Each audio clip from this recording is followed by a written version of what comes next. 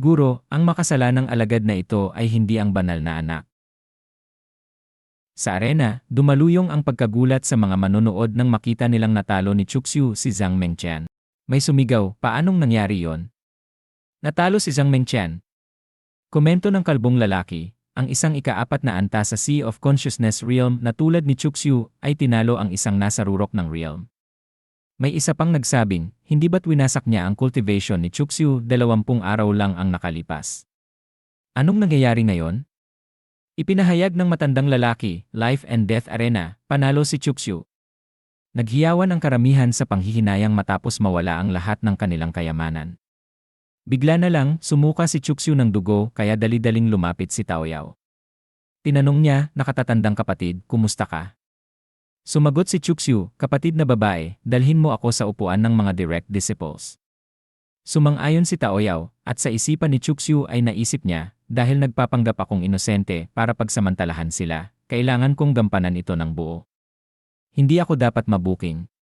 Pasensya na, mga mahal kong kapatid, akin na ang lahat ng inyong mga sandata, pills, kayamanan, at spiritual stones. Habang inaakay siya ni Taoyao, tahimik na minamasdan ni Senior Ling Xiaojian si Chuxu at naisip, Chuxu, sugatan ka ng husto.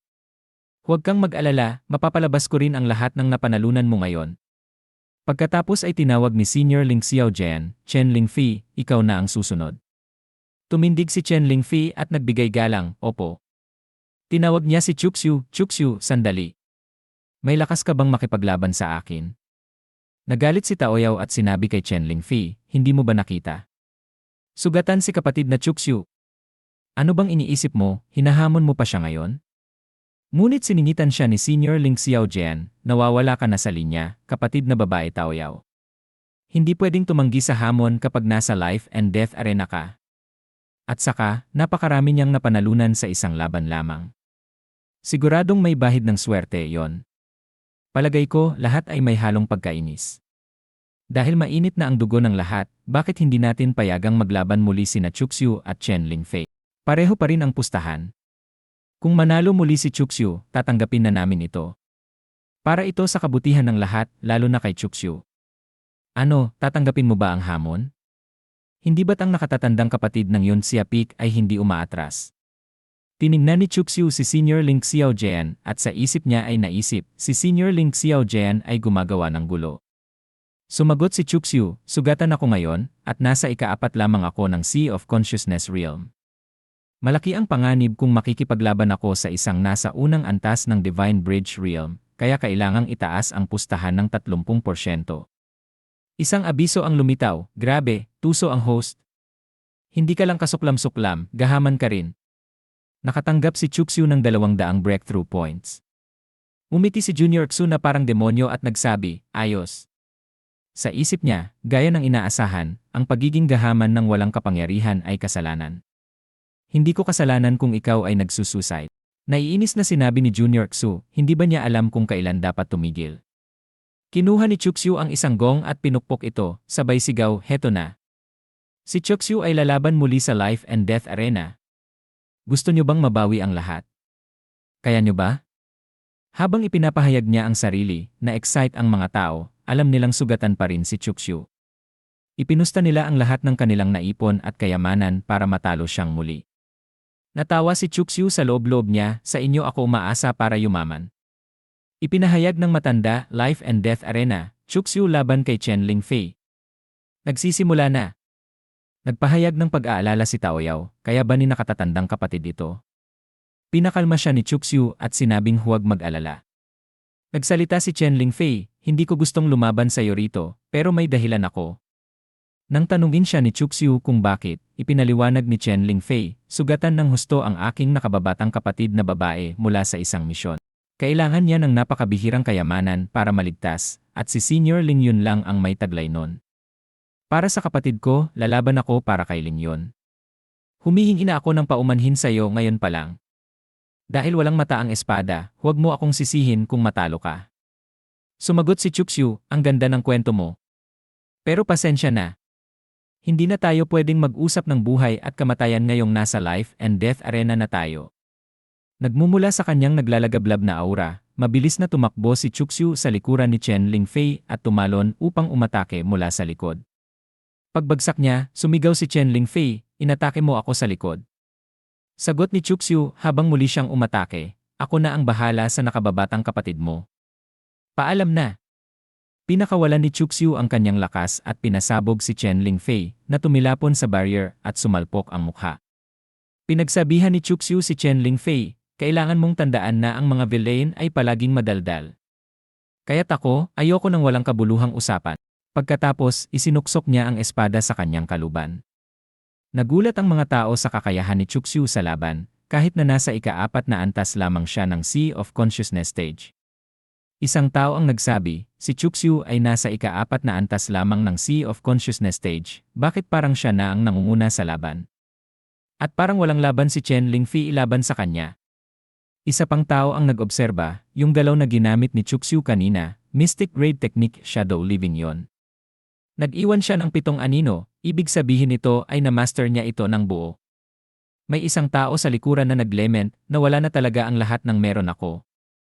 Dapat hindi na ako nagpusta.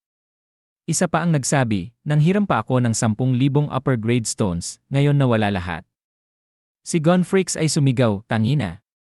Pinuri ni Taoyao si Chuxu, "Ang galing mo, nakatatandang kapatid." Si Chuxu naman ay tumugon ng mapagkumbaba, "Normal lang, wala itong halaga." Kinuha niya ang kanyang napanalunan mula sa pustahan at nagsabi, "Ayos. Ang perfect na araw na ito."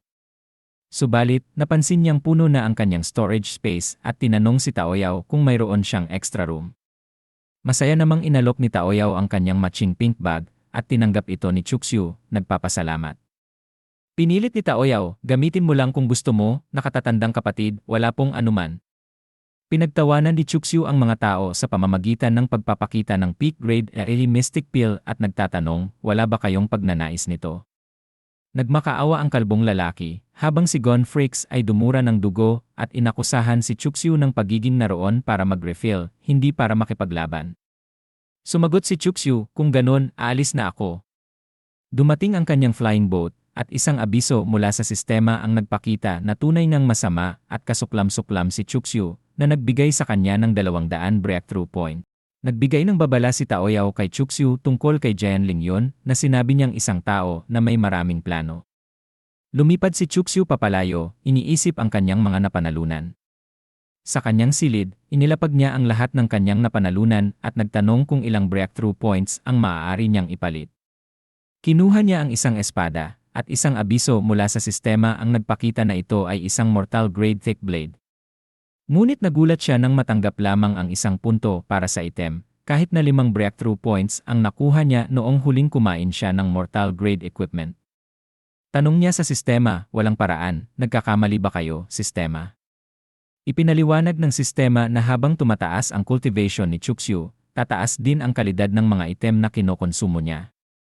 Gayunpaman, ang breakthrough points ay nakabase sa kalidad, kaya't humingi ng paumanhin ang sistema kung gusto ni Chuxu na umasa sa mga low-grade items upang makakuha ng breakthrough points. Ipinaliwanag din ng sistema na hindi maaaring direktang ipagpalit ang mga spiritual stones para sa breakthrough points dahil sa problema sa ratio. Naiinis si Chuxu sa mga limitasyon ng sistema at nag-isip, kung ganon, ibebenta ko ang mga murang gamit sa Jubao Peak at ipapalit ang mga mataas na kalidad na items para kainin. Sa ganitong paraan ko lang mapapalakas ang kita.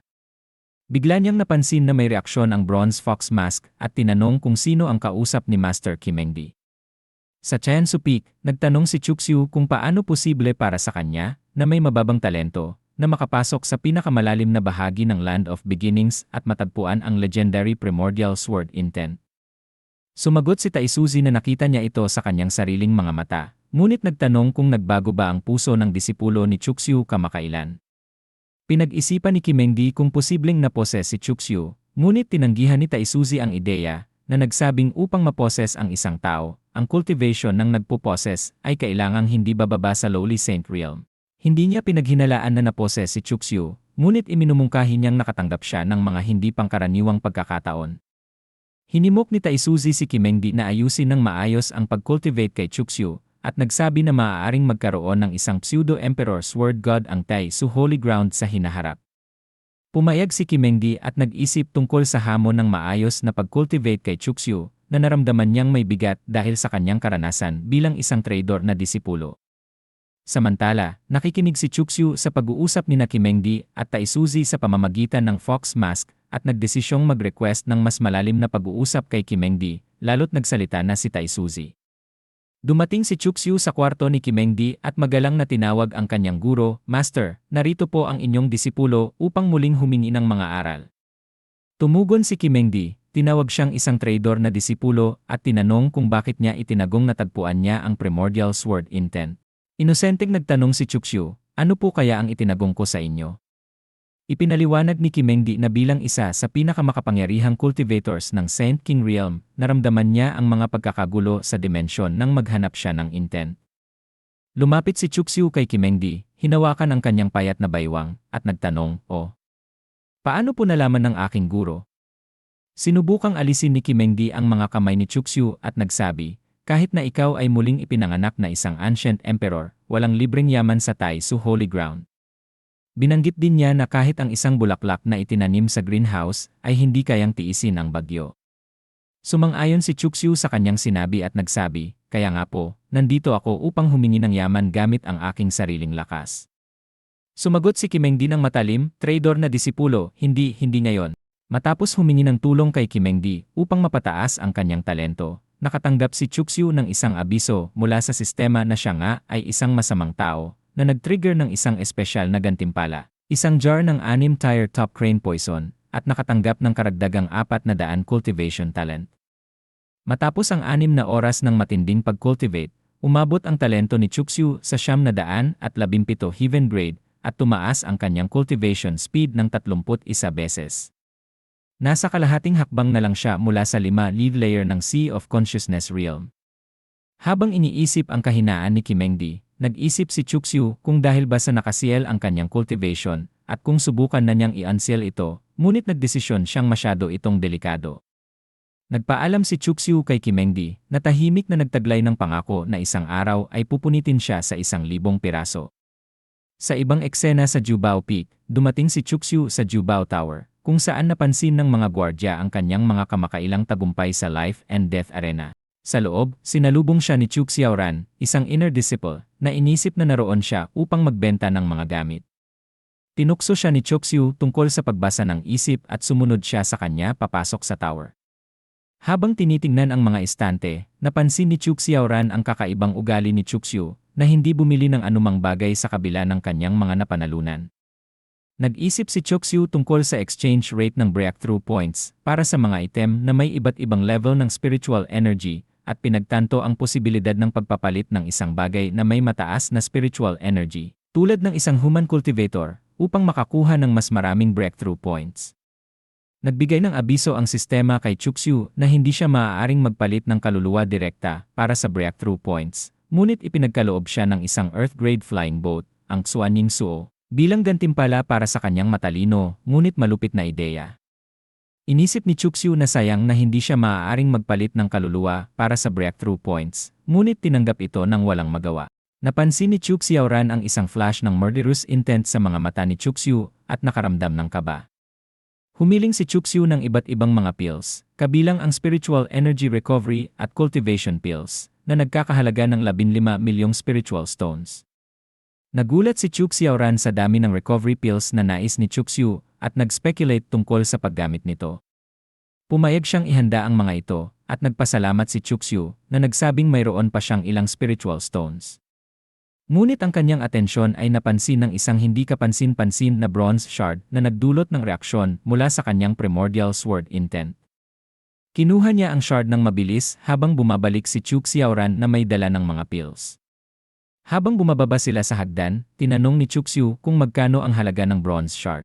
Tinanggihan ito ni Chu Xiaoran bilang walang kwentang basura, ngunit iginiit ni Chuxu na magbayad para dito. Binigyan siya ng isang bag ng pera na naglalaman ng daan-daang upper-grade spiritual stones. Ipinaliwanag niya na hindi niya gusto ang mag-iwan ng utang na loob. Habang naglalakad, nag-hesitate si Chu Xiaoran at nagtanong ng tulong kay Chuxu para sa isang bagay na nagbigay kay Chuxu ng ideya na may layunin siya sa likod nito. Tinanong ni Chuxu si Chu Xiaoran tungkol sa kanyang mga layunin na nag-alok na makikinig siya kung mahirap para sa kanya na ibahagi ito. Hinawakan ni Chuk Xiaoran ang balikat ni Chuxu at tinanong kung alam ba niya ang tungkol sa Tai Su Divine Tower. Inaffirm ni Chuxu ang kanyang kaalaman at inilarawan ito bilang isang lifeblood empiric weapon na pag-aari ng Tai Su Emperor na may kakayahang mang-offense at defense. Idinagdag niya na ang loob nito ay naglalaman ng lahat at nagsisilbing protector ng Tai Su Holy Ground, pati na rin ang pinakamahusay na lugar para sa mga disipulo na mag-training. Ang mga pagsubok sa tower ay sumusubok sa lakas sa labanan, talento, comprehension, at tibay na may mas malaking benepisyo habang tumataas ang isang tao sa tower. Ipinahayag ni Chuk Xiaoran na ang kanyang negosyo ay may kaugnayan sa Huangyao Secret Realm, isa sa 3 secret realms ng Tai Su Holy Ground na magbubukas sa loob ng 1 buwan. Bagaman inamin ni Chuxu na abala siya sa cultivation at wala sa loob ng mga kamakailang pangyayari, kinilala niya ang reputasyon ng Huangyao Secret Realm bilang isang pangunahing lokasyon para sa treasure hunting. Ipinaliwanag ni Chuk Xiaoran na upang makapasok sa Secret Realm, kinakailangan munang dumaan sa mga pagsubok ng Tai Su Divine Tower. Ang mga unang 300 na disipulo mula sa Sea of Consciousness Realm at ang mga unang 1,700 na disipulo mula sa Divine Bridge Realm na makakapasa sa mga pagsubok ay magkakaroon ng entry. Ipahayag ni Chuk Xiaoran ang tiwala sa kakayahan ni Chuxu, tinitiyak sa kanya na malamang ay magiging kabilang siya sa top 300 kapag pumasok siya sa tower. Lumapit siya kay Chuxu at bumulong ng hiling na may kasamang kalandian. Agad na sumang-ayon si Chuxu na tutulungan siya ng walang pag-aalinlangan. At dito na nagtatapos ang video natin ngayon. Maraming salamat sa panonood, sobrang na-appreciate ko kayo lahat. Kung nagustuhan nyo ang content, huwag kalimutang i-like at mag-subscribe para hindi nyo ma-miss ang susunod na mga videos. May gusto kayong sabihin o may tanong? Mag-comment lang sa baba, gusto kong marinig ang opinyon nyo. Hanggang sa susunod mga kagoto. Stay awesome, stay curious, at kita-kits sa next video.